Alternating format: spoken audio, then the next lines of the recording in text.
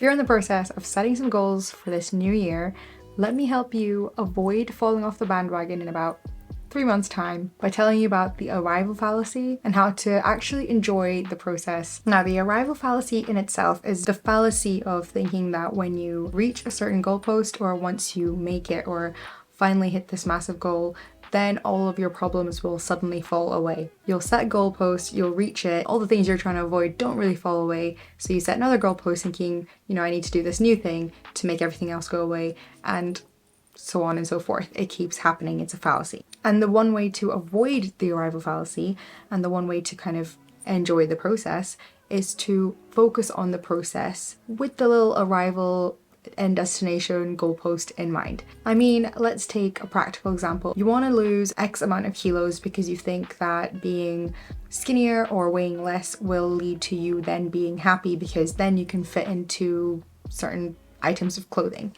In the process of reaching this goal of losing X amount of kilos, you don't allow yourself to wear the things you want to wear because only the version of yourself who would have lost that weight would wear those things. You deprive yourself of a lot of things, thinking that only the person who's attained that goal is deserving of all of these things. So what can we do instead? We can just do these things that we're depriving ourselves of. Have a really deep kind of conversation with yourself about what you're trying to avoid, or what you think your end goals are going to rid you of in your present day.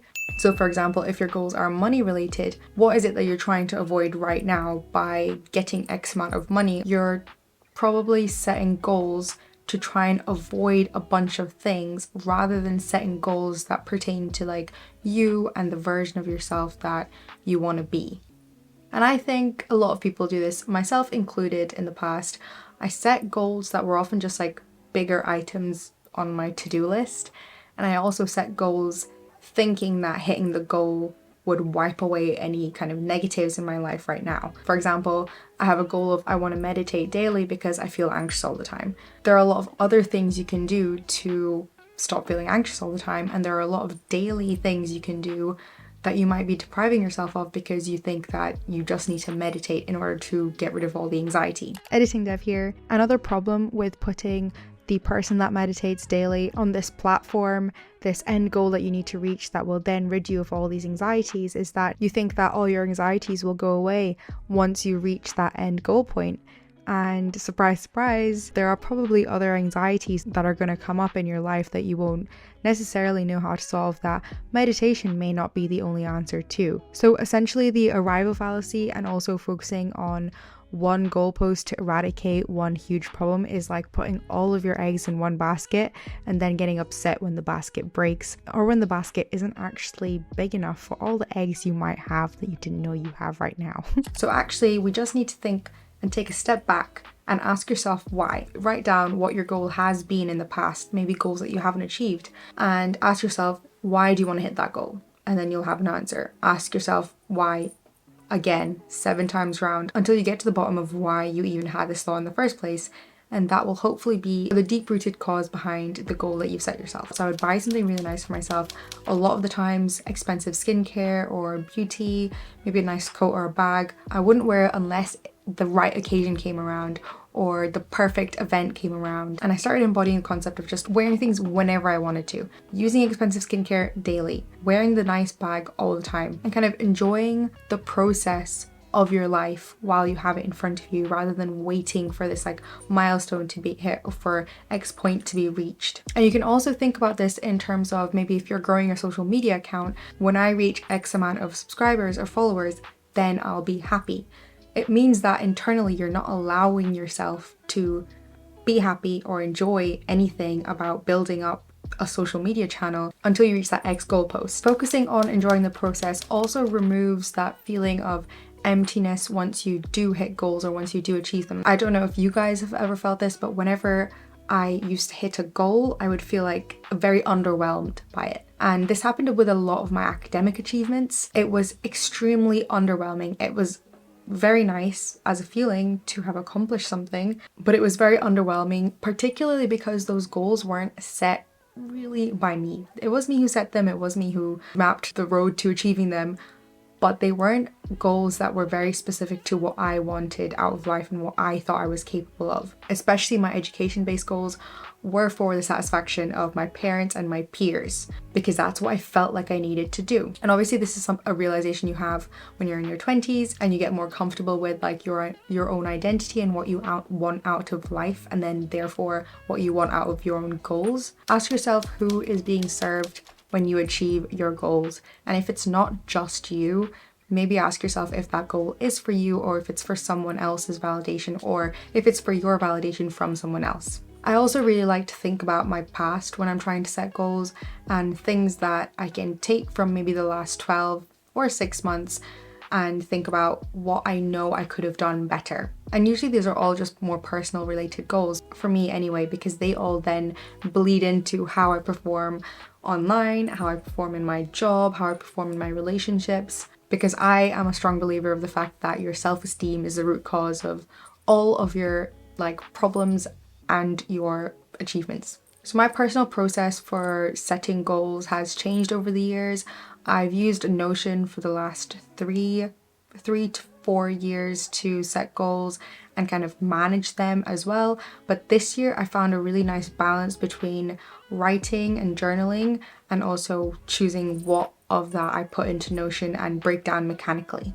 This year I used my journal to kind of break down the goals that I wanted and then kind of roadmap them into more specific goals that I could then dump into Notion. And what I did here for this is just kind of talk through my thoughts. When I wrote down a goal, I wrote down why this was a goal, so why it pertains to my life and why achieving it would help my life. And I wrote those down, and in order to write those down, you kind of have to envision achieving the goal itself and kind of visualize not only what it feels like to achieve this goal, but then how it's then impacted the rest of your life.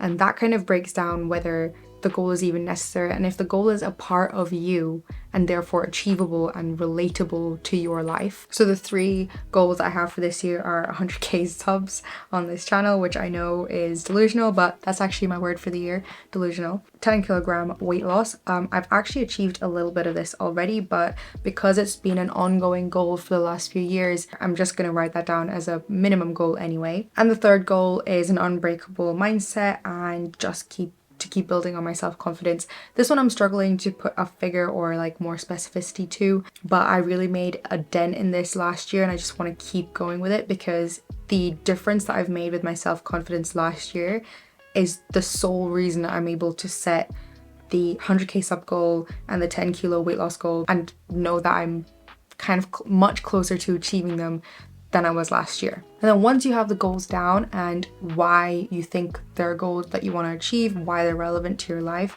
I've also written down how I'm going to achieve them. Having a vision of how you're going to go from now, having not achieved the goal, to end of the year, hopefully, having achieved the goal, is a really important kind of visualization to have, just so that you have an idea of, yeah, yes, this is one of the ways I can do it. And then knowing that makes you feel like it's possible. And then the way I kind of mechanically work through this is a way I've always done online, and I have a video going through how I broke this down and a template as well for you to download in this video here. But I basically use an OKR template. I've got my yearly goals, and on Notion I actually added a finance related goal as well, having anxiety-free travel this year, because I've got a lot of travel plans and I want to make sure that I'm traveling without guilt, financial guilt, and without financial related anxiety. So I'm setting up sinking funds for all of my trips and have them planned out. And then I break these down by quarters. So I will be adjusting this every quarter, you know, after a quarterly reflection, but this is just for this next upcoming quarter, how I'm going to achieve these goals. And as you can see, I've kept it really simple. I've just got one strategy per goal, and this will kind of be built on in the next quarter. And then these strategies every quarter kind of feed into the monthly strategies and the habits, which then feed my daily tick, which I'll talk about in just a second. So I have more practical ways on how I'm actually going to achieve these goals. The YouTube goal has the most strategies to it because it's the most mechanical goal. I think it's the one that needs a lot of thinking. Like, if I want to achieve my end goal of increasing my subscriber rate, I need to be producing more content consistently, and in order to produce more content consistently, I need to have a strategy on what kind of videos I'm going to film and how I'm going to film them. My daily micro journaling it's a habit I really want to talk about because I kind of stacked it.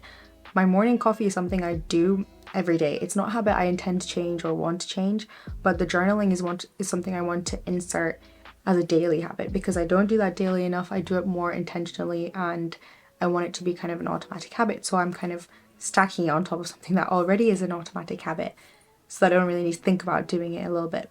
And so far, it's worked. Covering 420 miles, this is, I think, for the entire quarter, so it sounds a little bit scary. I'm going to pick up swimming. It's something I've wanted to do for a while now, and I've got the gear. I just need the assistance because I can't swim so well. Running, which I've already picked up on and got some momentum up from the last 2 months of last year, and a 30-minute daily walk, which I tend to get in most days, especially if I'm busy.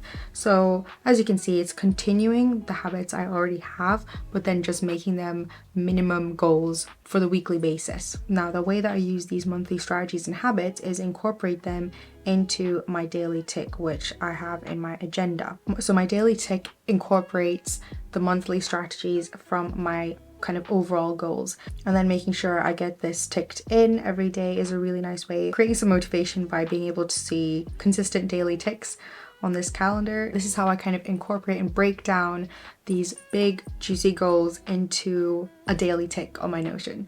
And whether you want to use Notion to create a daily habit or motivational kind of action to then complete your goals, or whether you want to get a physical calendar that you can then kind of tick physically or draw little symbols that correlate to different habits you want to be achieving as a physical way to kind of create, motivation and create your actual view of consistency. I've seen a lot of people do that as well. It's up to you. It's really good to pick a medium that you want to record it on and not just keep it all up in your head, just so that you free up space in your head to focus on the things you want to focus on, like achieving your goals. And importantly, I really like to reflect. I don't really skip out on the reflection bit. As someone who's quite analytical and I love data, I love to take what's worked well and what's not worked well before and take that into what I do in the future, just so that I'm always working on myself and I'm not kind of just plucking things out of thin air and just trying them. Reflection is a really key point. In the next video, we're going to be talking about my personal reflections on my goals, what I saved, spent and invested last year, and my financial goals, how I'm breaking down my financial travel goal, and how I'm practically actually doing that and making sure I'm going to hit it before the end of the year. So thanks for watching. Good luck with your goal setting. I'll see you in the next one.